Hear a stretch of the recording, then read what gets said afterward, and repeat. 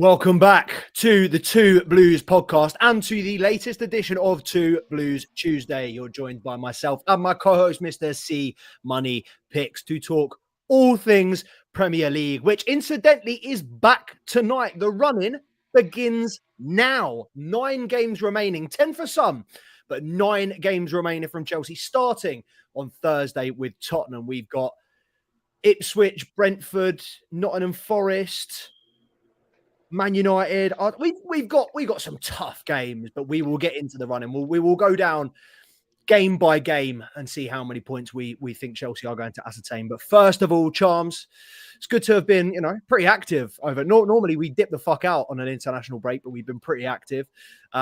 England, positive. Chelsea, positive. All the injuries look to have returned. Looks like club and country. I don't really know how much we've got to complain about right now. Yeah, I think we hit a little factory reset over the last couple of weeks. A couple of injuries coming back in and back into the squad, like Jackson, who's been missing since back into January. Good to see him back. Good to see Thomas Tuchel's football again, as we were saying last week. 5 goals scored, 0 conceded, overwhelmingly positive football. I thought we've done really well, and I think club and country wise, it's just time to get back into the mold, back into the swing of things, from a Chelsea perspective, see how many points we can rack up on the back end of this season, because it's really all come down to this, hasn't it? It has. And I mean, I feel like I'm a lot more, I don't really know. I can't speak for you. I feel like I'm a lot more positive than a lot of other Chelsea fans. I feel like we've got Reece James back fully fit, Romeo Lavia back fully fit. We know how important he was when he was fully fit last year, or earlier in the season, should I say. And obviously the big three of Palmer, Madueke, Jackson, all back after extended periods out. And Chelsea have looked, there's no other word for it, toothless going forward. So, am I seeing a silver lining that's not there, or are you feeling this positivity as well? No, not at all. I'm completely in the same boat as you. I've been waiting for the return of Nicholas Jackson for a minute now. It feels like we haven't had that end product. We haven't had those goals, and it also feels like Cole Palmer's contributions have kind of dipped off of a cliff to some degree. Chill. But it feels like you can hear Leicester going crazy. You got to stop looking at the chat, bro. It froze your head. It just makes me laugh, man. It just makes me laugh every single time, because I got caught slipping. I was waiting for someone to see that, but yeah, man. We've been lacking that output, and I feel like that's directly contributed negatively towards Cole Palmer's contributions. I feel like he works so well off of Nicholas Jackson, and that's kind of been muted in the last few weeks. So hopefully, with Jackson being back into the mix and now Palmer coming back in and fit, hopefully both of them can get back on both the score sheet and just regular form. Whether that's assist, left, right, up and down. I just want to see some contributions from the pair of those in the next couple of weeks. 100%, bro, 100%. And just before we get into it a little bit more, shout out every single person that is in the chat. Obviously, I can see Seb and Edwige already. Big up yourselves. Why, Edwige, what's he doing? Has he not completed the game yet? I can't lie. We've been on the GTA 5 online races recently.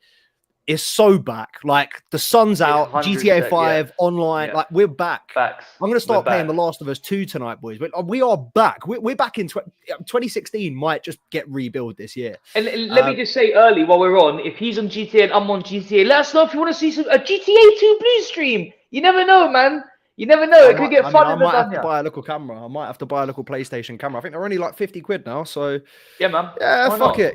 I'm trying to retrain myself back on the FIFA. I played FIFA for the first time last week. It just squad battles for now, innit? I don't think I can face playing rivals just yet, because even though I'm probably Div 10, having never played, I'm going to get spanked by some 6-year-old, and then I'm never going to be able to go online ever again. There's a reason. I'm not a gamer, bro. There's a reason I'm not a gamer. Because when one 9-year-old gives you too much verbal, and you've got to sit there and reevaluate your life for 2 hours because you just got spanked. Yeah, I ain't here for it. But let's get back into the Chelsea business. And obviously, Edwige, I don't know, what team does Edwige Arsenal, he's an Arsenal fan. Oh, fucking prick. Why do you surround yourself with these absolute... They surround themselves with me. It's the difference. I'm from North London, and they all decided to go that way. I don't get it. So they just try to... I'm the weird one. Associate themselves with success because they've never had it themselves. But Seb, Amir, you will be able, hopefully, to to comment and answer as well. So any question that I pose to Charms, I'd love to hear some answers in the comments as well. And this question, Edwige, easy, brother, easy. There's still, we might not be monetized, but I mean, I can't speak for how old our audience is, but easy, easy, lads. Right, Charms. We spoke about obviously those three big players coming back, and I know Reece James probably tops all of them in terms of his importance. But I did a short yesterday or the day before, and I don't want to say ridiculed for it, but I wasn't agreed with on a general basis. And I said, although a lot of people are talking about Cole Palmer, I think the player with the most impact coming back into the squad is Nicholas Jackson, purely because of our lack of a number 9. You know, we've got so many players that can do the 10, the wide. The number 9 role, I think, is a role that we are, severely lacking. It's not just me, it's the whole Chelsea fan base. We understand that. So if I was to turn around and say, out of those three players, who has the biggest impact, I'd say it was, it's tight, but it's Jackson, Palmer, Madueke. I just want to hear your thoughts on that, if you'd agree, if you'd say anything different, and what your reasoning would be. Yeah, the only other exception would be if you were to say, Jackson, Palmer, and Neto. If you wanted to play Neto down the middle, I personally really like him there. But when you actually look at performances being had, yeah, it makes sense to give Madueke that third place when it comes to most dangerous attacking players. But yeah, man, we look like we've had a hole in that sort of number 9 region. Nkunku's clearly not built for that striking position. He's supposed to be in that 10, and it's well documented kind of what's been going on with him. But I feel like we're definitely going to feel a lot more comfortable, if you will, particularly in attacking phases of the game when Nicholas Jackson is back. I think that when it took a solid year for people to really appreciate what Nicholas Jackson does to contribute towards the club and towards the impact of results and whatnot, particularly when he was having a bit of a dry spell. I will hold my hands up and say that I was trying to get rid, essentially. But over the last year, he's kind of shown how important he's been since then. And those last 3 months, for me, have solidified it. You take him out of the club and we're dropping points left and right. We're not scoring. We're struggling. And the one thing that we've needed is a goal threat. And we thought Nicholas Jackson wasn't good enough for that. But when we take him out of the picture, that's when we look like we're not good enough, So I really do think that he is quintessential in our success.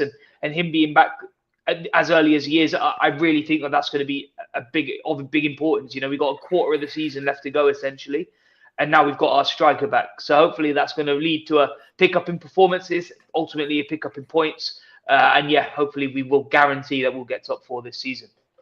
Yeah, I've just got to quickly interject and say, Amir, come on, no animosity. I know we're taking a piss out of Edwige, but we ain't trying to kick no other fans out of the chat. We ain't even. I literally just said we ain't monetized, bro. Why are you trying to kick people off the stream? Yeah, we need as many views as we can. Man. Get your mum on it. We're still trying to make it. Come on, yeah, trust me. Go to your nan's nursing home and get all her friends to log into their grandson's YouTube account and just run the Two Blues podcast. Run those watch hours up, my brother. Run those watch hours up. Please, I'm begging. But feel free to beef in the comments because it's been a while. I feel like, to be honest, we scared off Lemon and who was the other one? Just OMG. Just OMG was a big fan of us. Maybe not Chelsea, big fan of us. And some bloke called Lemon who I actually had to restrict on Instagram months ago because he just kept replying to my stories with the most banal shit. But yeah, we like to keep it friendly rivalries in here. It's tongue-in-cheek banter because we are aware at the end of the day that we are shit. I'm a very big advocate of the phrase people in glass houses shouldn't throw stones. And we're in it. We're not in a glass house. We're in a fucking greenhouse right now. Single paneled, single glazed, big facts. Cracks through every single pane of glass. But well, you know what?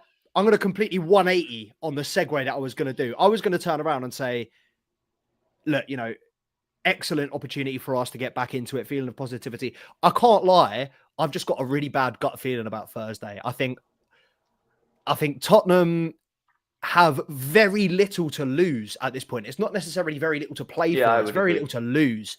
And it's one of those where they've just got the Europa League. And I feel like at this point, Ange's just going to go out and tell them, you're playing for pride. You're playing so you don't get booed off. Look, I'd love us to go out and beat them. And in my heart of hearts, I think we probably will.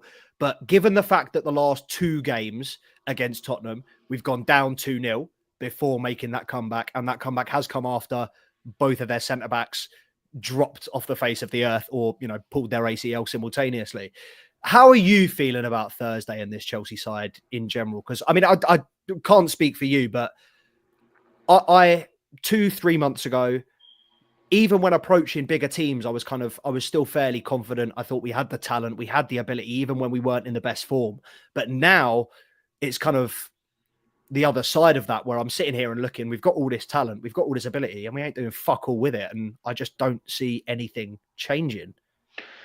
Yeah, no, well, I can agree with some part of that, but I think that the main thing that is in my head is just I look at Tottenham and I see a club that's in crisis. You know, I see a club that essentially wants their manager gone, but they want him to stay for the end of a tournament, and it seems like there's a million cogs moving at the same time at Tottenham Hotspur. So I'm confident, you know, especially that we're building something positive. We've not been terrible the last few weeks. We've just been a little bit toothless. And now that we've got Nicholas Jackson back, Palmer's back, training together, he's fit. You know, we've got the England boys confident coming back into the fold after some international games.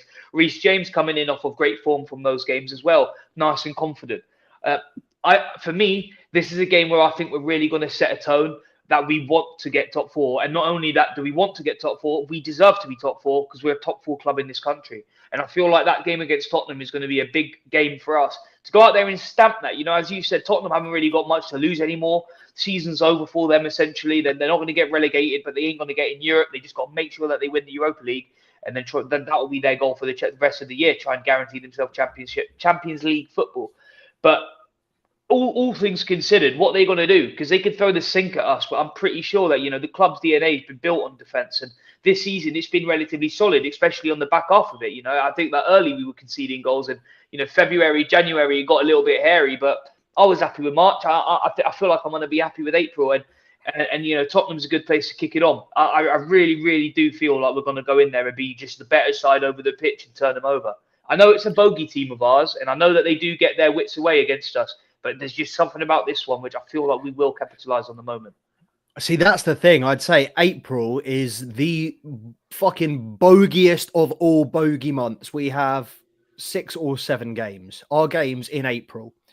We've got Tottenham on Thursday, then we've got Brentford on Sunday, and then we've got Legia Warsaw sandwiched either side of a game against Ipswich. Then we've got Fulham. Then we've got Everton. I just feel like when I look at those fixtures, you look at them and go, winnable game, winnable game, winnable game, winnable game. Our season could be over in 2 weeks. So if we don't beat Tottenham, Brentford and Ipswich, and then we don't progress against Legia, our season could be over in 16 days on the evening of the 17th. I'd like to think we've got it in us, but I'm genuinely worried that if we do go out against Legia Warsaw, it will spiral. It will capitulate. I mean, we're sitting here and the stream today is, can Chelsea get top 4? Which I think, yes, still, I think we're very nicely placed. We're in control of our own destiny. Obviously, Newcastle have a game in hand over us. Even with that, we should be in UCL spots, but we should be able to pull out more than enough points over the next few games.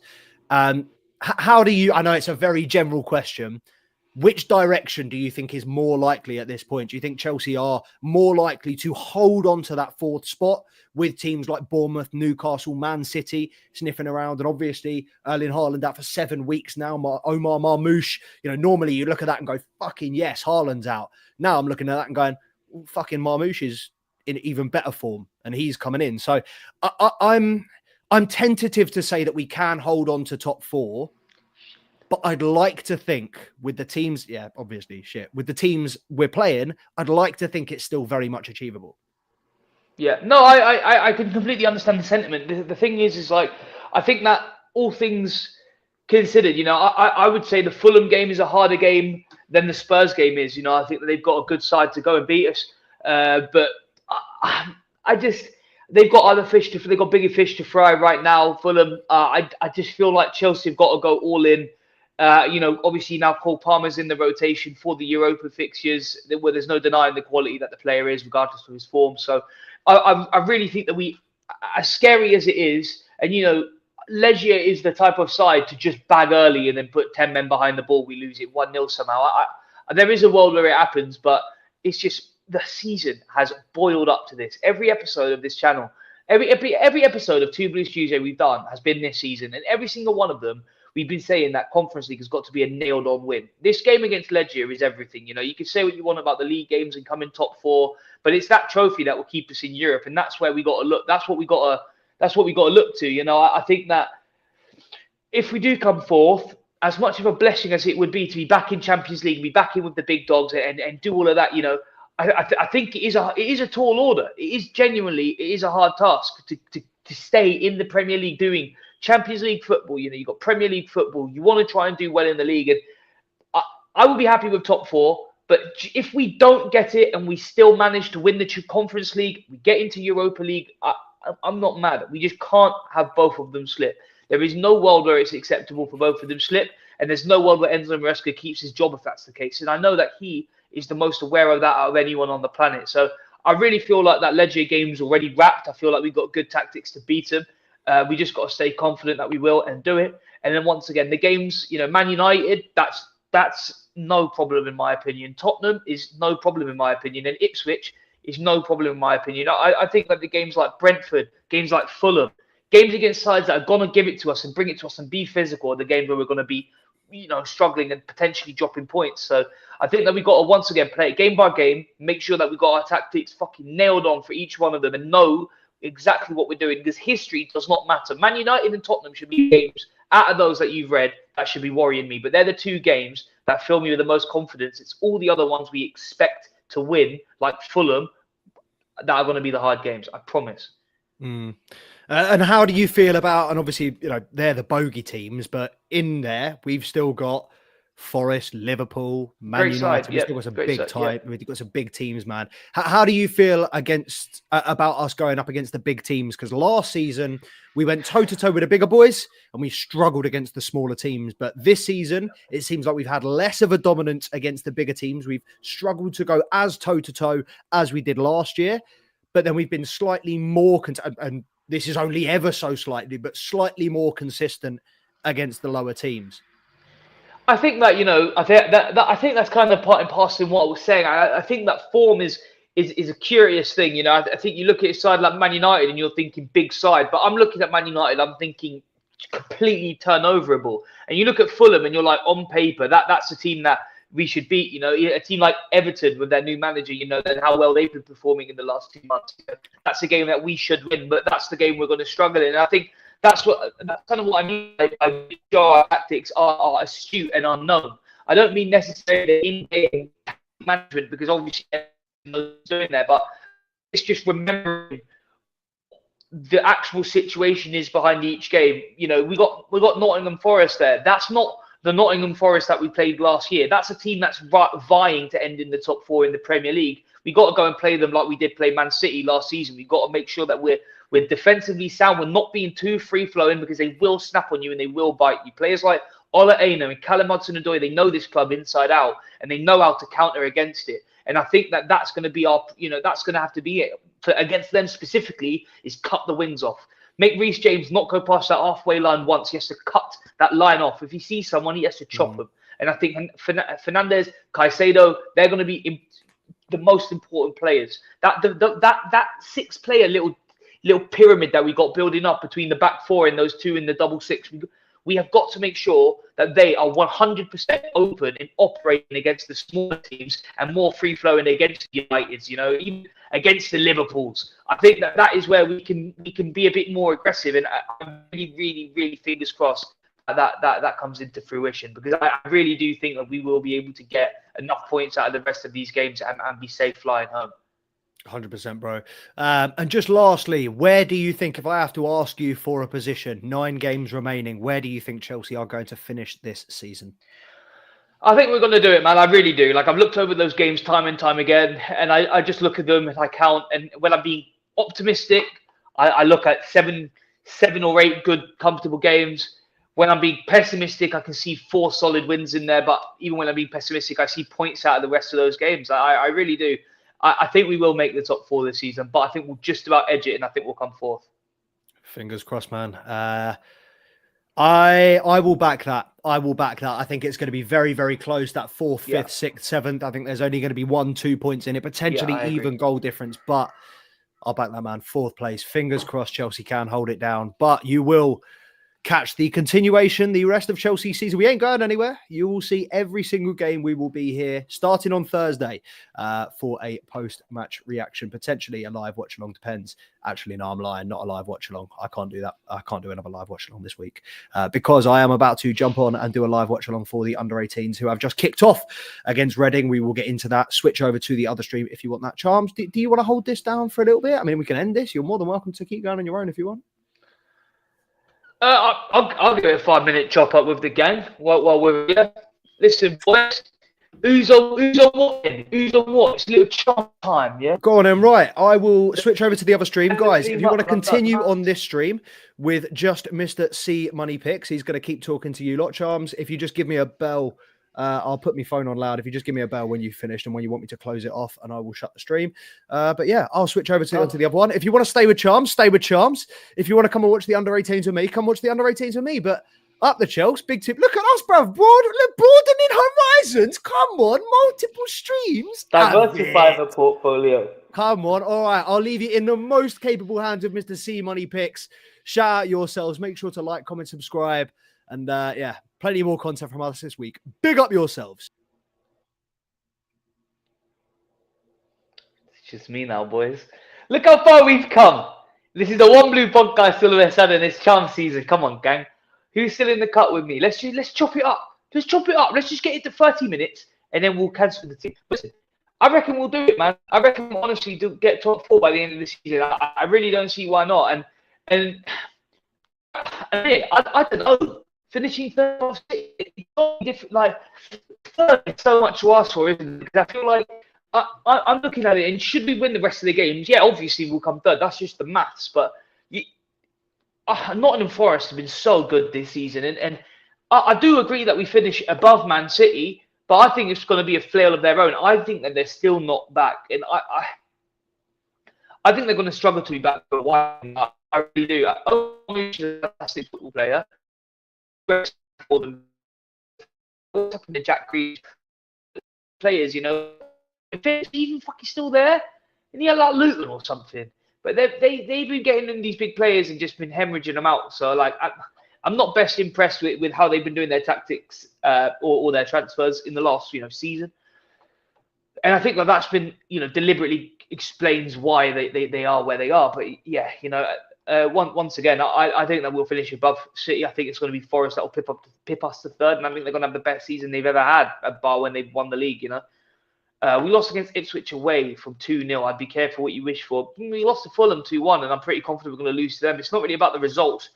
In fact, in future results, it's the way that we play football. When we played against that Ipswich side, once again, we were too lackadaisical. We were too adamant that we were going to win that game, and I think that came to our detriment. Players like Rory Delap, they instilled themselves with so much confidence that Rory Delap, what is this, fucking 2006, bro? But Liam Delap, strikers like that, I think when they can make a difference, and it's big whether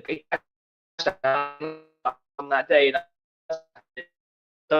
striking twice, I feel like it's very unlikely to happen. So yeah, in that case, not a fan of the idea, but we are Tottenham. We ate Tottenham. We ate Tottenham. We ate Tottenham. Fucking right we do, Edward. Let me see if I can pin that up on the screen. Show on stage.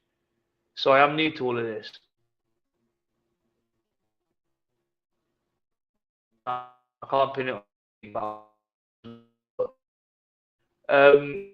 That's all right. That's all right. Who's still in the chat? Give me a little holler. Who's still there? Ed, you there? Still there? Seb, we still there? This game against Reading, I don't know much about the under-18s, to be totally honest. I know that they slapped up the main team the other day in training. But apart from that, yeah, Cobham's the best academy in the world. Bunch of academy graduates coming up and looking good. Tyreek George, the blue sucker, got stopped with that one. Marginally racist. But yeah, listen, I'll roll a tab. We'll have a tab, but you'll come. Fuck it, come on. Let me just get some bloody filters. Why you fucking bloody fucking why you hate me? All right, listen, it doesn't seem like there's anyone in the chat, and I actually can't see if there's numbers. So if you are in the chat, thank you guys for jumping in and joining me. Not in the chat. Why are you in the chat? Like and subscribe to the channel. Some GTA or FIFA or something like that, and let's diversify the portfolio. Yes, Seb. Seb, if you're still there, hit us up on Instagram. Let's get the PSNs going, man. Let's go get some fans involved. We can play some GTA, we can play some FIFA. But overall, let's go play some games and have some fun, man. We need to get more interactive with you guys, which is something we've been planning on doing for a while. You know, the podcast's been going on for nearly 3 years now. And yeah, maybe you know, through those streams, you'll get a little origin story about how the podcast started, because me and Dan don't know each other. We've met in real life once, you know, and that was in December this year on Boxing Day for the Fulham game. So we met each other once for 2 hours watching Chelsea get spanked 2-1 by a team and Adama Traore as its best player. But listen, we'll get into that more in a future stream. Once again, don't forget to hit us up on social medias to get all of our contacts, and we'll get back with you guys. You know, Dan starts a giveaway all the time. I don't know how he's got all of this stuff to give away, but if he's got it, give it. You know, he seems to be doing this thing. Don't forget to like, don't forget to subscribe, don't forget to share the channel, and do not forget to tap in next week. And do not forget, definitely, to tap in this Friday. As Dan said, there will not be a watch-along, but you will be getting a chopping it up with Charms, talking about my reaction to the Spurs game after it's happened. And yeah, talking about the week that we have to come, and Spurs is obviously a massive fixture for us. So let's go. Allez, allez, les Blues. Let's smoke one and go. Peace.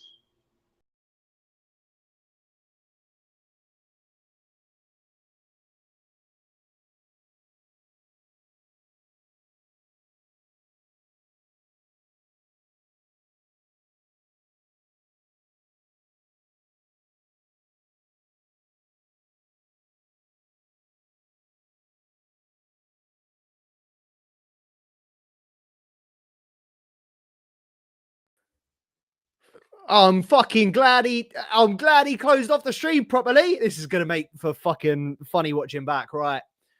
Appreciate you, man. Seb, Amir, Edwige, appreciate all of you guys. We will put our PlayStation tags on our story one time, but I haven't even got Charms' PSN. Charms ain't even got mine. We don't even play together. But guys, jump over to the other stream. Chelsea versus Reading, under 18s live watch along. Chelsea are already 1-0 up. Sol Gordon with the goal. Let's fucking have it. Up the Chelsea. Big up yourselves. Come on, boys.